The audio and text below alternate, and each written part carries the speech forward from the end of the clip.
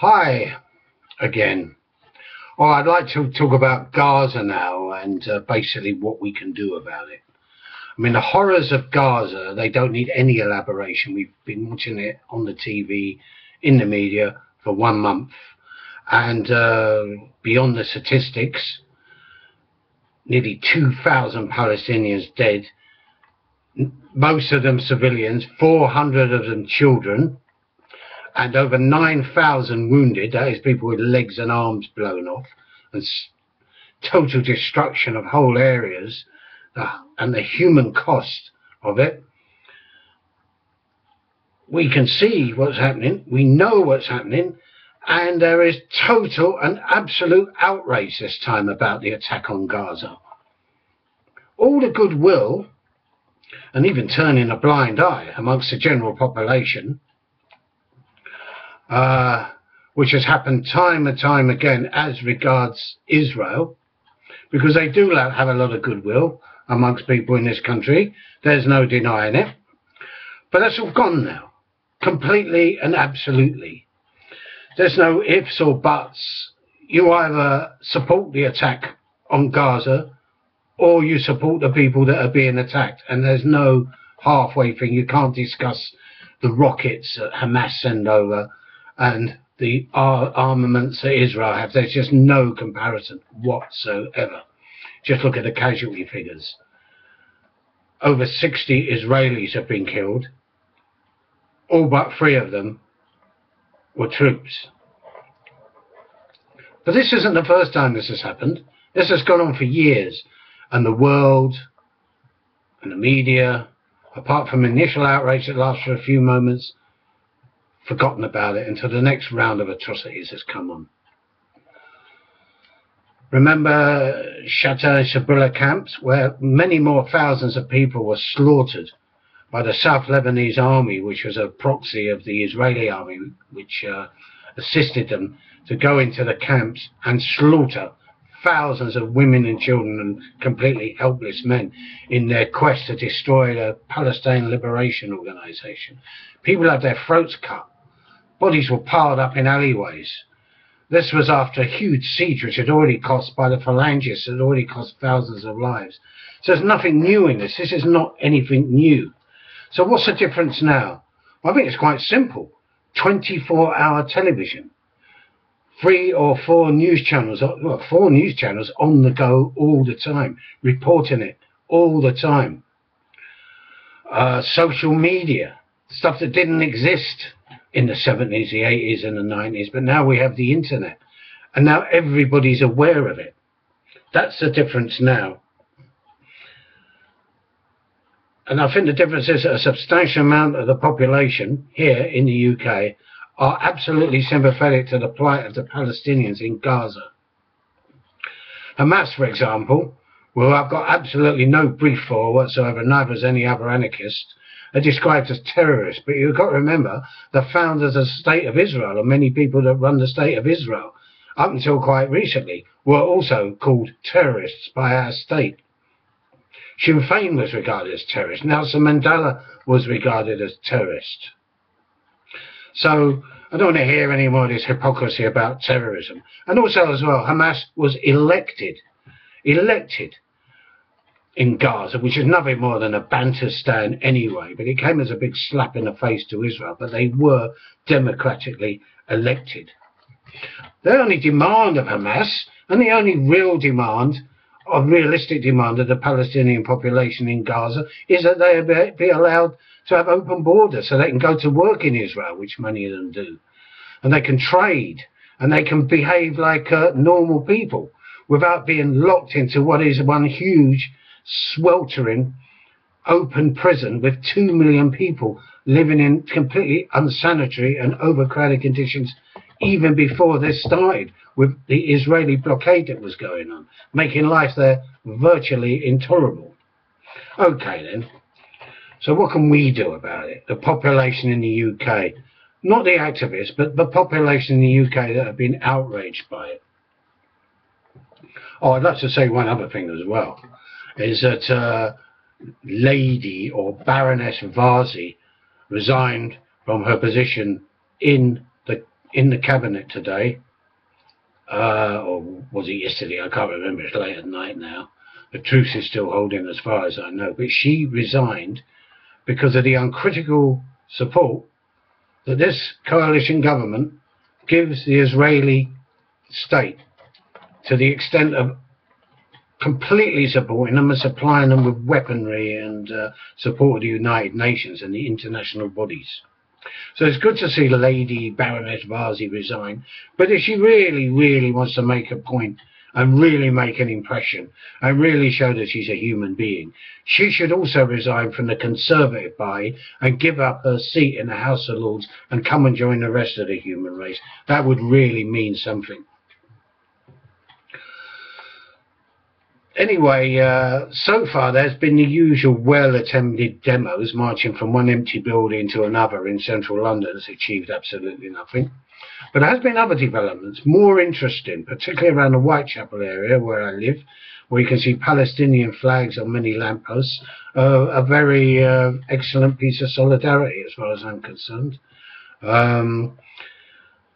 And also there's been a motorcade through the area a couple of weeks ago in support of the Palestinian people in Gaza.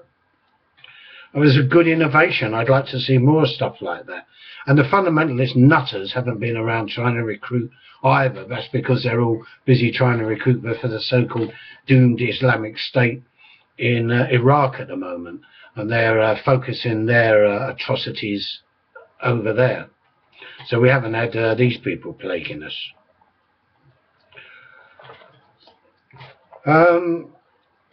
Let's say that it was good to see people demonstrating outside Sainsbury's, and they were ordinary people as well, not only activists, and hardly any people that could be described as Muslims. So this is not a Muslim thing.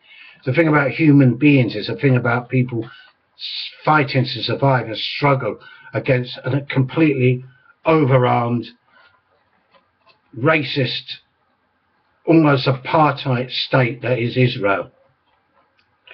And as I say, I must confess that I've never really been completely into the Palestinian thing, but I think that for many of us, the line has been crossed. I know a lot about it, but I'm very concerned about anti-Semitism. But I must say that I haven't heard any anti-Semitic. It's got nothing to do with anti-Semitism. There's been a lot of Jewish people on the demonstrations, even Orthodox Jews, and as far as I know, there hasn't been any attacks against Jewish buildings or anything like that. So all this stuff that the supporters of Israel come out saying that people that are demonstrating against Israel is anti-Semitic is absolutely and completely false, and it's like a desperate last throw of the dice, if you want my opinion. So I would like to see a more meaningful action than the same old stuff of demonstrations in central London. What can we really do? What will make any difference if this situation continues, which it obviously will? The truce doesn't break. This might break out in another 2 years' time. We, the pissed off public in the UK, and particularly in London, we've got to ratchet it up. No point in approaching the parties. Labour, Conservatives, Lib Dem, they all completely unreservedly support Israel, and that's it. So you can't work through the political system. I'd say that it's the media that's got to be targeted, particularly the BBC, which has become increasingly unpopular. We're taxed to about £3 a week, which is a lot of money if you're unemployed, if you're low paid, or if you're an old age pensioner. We're taxed for this garbage. And the reporting on it has been completely biased, as if they bothered to report any of it at all. For example, the large demonstrations haven't been reported on the local news or even on the national news. Not a peep with the last one. I think that we should do something about the BBC. I myself am incapable of doing anything. I can't organise anything. I haven't got an organisation.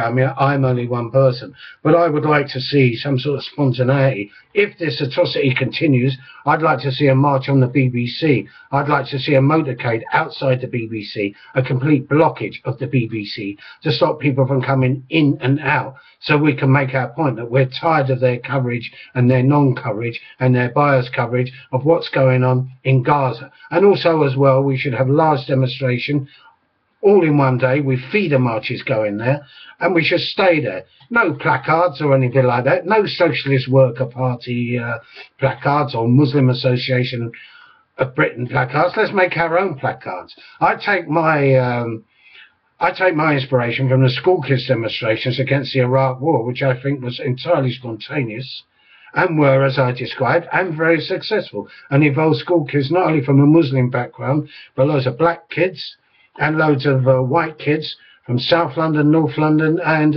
East London as well. I saw this for myself, and I found it very impressive. And if the rest of the anti-war movement had adopted this attitude, then possibly our country might not have been involved in the war in Iraq. So yeah, let's do something like that next time.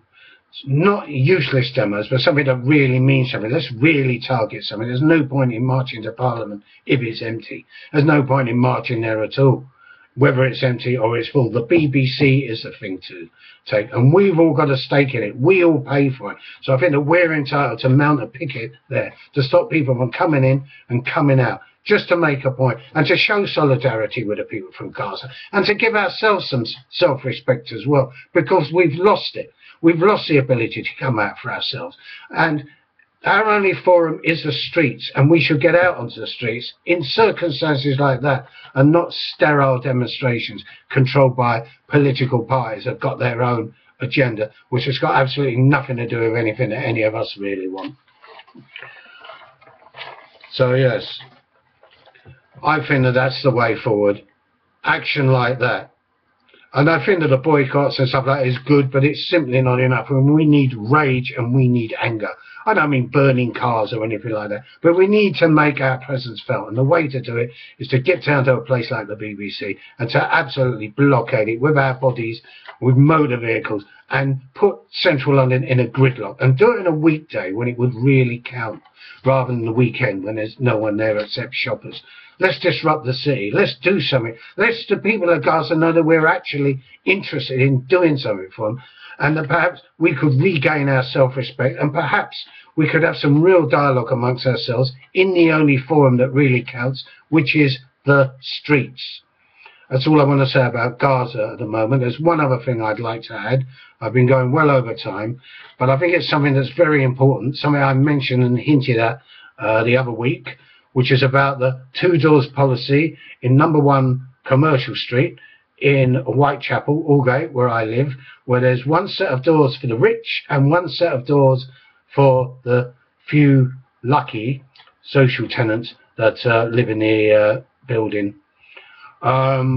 We went down there to protest, some local residents, people from Class War, about 12 of us. We had a very well supported by the public demonstration last Wednesday at 5:30 in the afternoon. We had one today. We had twice as many people coming up, so we had a couple of dozen.